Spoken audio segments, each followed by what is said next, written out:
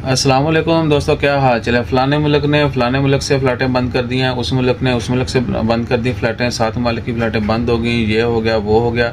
सबसे पहले चीज़ बताते चलें कि अगर आपको आज 29 नवंबर है, इसी हफ्ते में जो है अफ्रीका में नए वायरस के हवाले से बहुत सारी पाबंदियाँ लग रही हैं।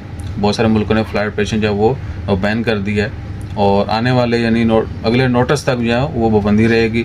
तो डेली कोई ना कोई ख़बर आती है और होता है जी तंबाकू 7 मुल्कों से फ़्लाइटें बंद, 6 से बंद, पाकिस्तान ने ये कर दिया, पाकिस्तान ने वो कर दिया, ओमान ने, जीसीसी ने, खलीजी ममालिक के साथ ये हो गया।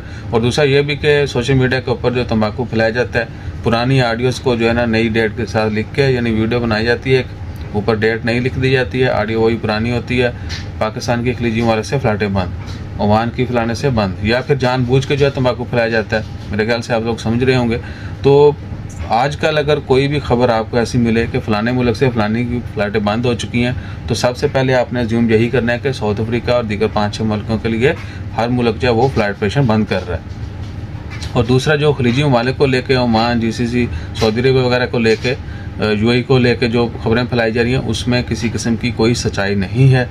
ओमान से पाकिस्तान की फ़्लाइटें जो हैं एज़ यूजुअल चल रही हैं, जबकि सऊदी अरेबिया के लिए आपको पता चलें 12 दिसंबर तक की बुकिंग ऑलरेडी पीआई की हो चुकी है और पीआई ने सऊदी गवर्नमेंट से ऑलरेडी रिक्वेस्ट की है कि उनको मज़ीद फ़्लाइटें चलाने की इजाज़त दी जाए। यानी 4 दिसंबर से फ़्लाइट ऑपरेशन स्टार्ट होगा, तो 12 तक की ऑलरेडी बुकिंग हो चुकी है, कोई सीट नहीं मिल रही, उसके बाद की जो मिलेंगी। लेकिन उस दौरान भी वो चाहते हैं कि एडिशनल फ़्लाइटें चला के ज़्यादा से ज़्यादा लोग जो हैं वो वापस सऊदी अरबिया जा सकें।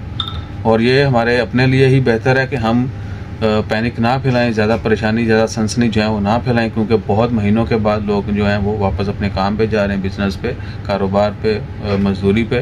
तो ऐसा ना हो कि सनसनी फैला के एक तो परेशानी बढ़ जाएगी और दूसरा जब बहुत सारी चीज़ें ट्रेंड करना शुरू कर देती हैं तो गवर्नमेंट उसके ऊपर एक्शन लेती है। तो हमारे लिए ये नुकसानदेह होगा, लिहाजा सनसनी मत फैलाई जाए। और आप सबसे भी रिक्वेस्ट है कि हमेशा सबके लिए दुआ करें, अल्लाह ताला सबको अपनी हिफ्ज़ ईमान में रखे, अपना ख्याल रखिएगा। जैसे कोई पक्की सच्ची खबर आती है तो इमीडिएटली शेयर करेंगे। जज़ाकल्लाह।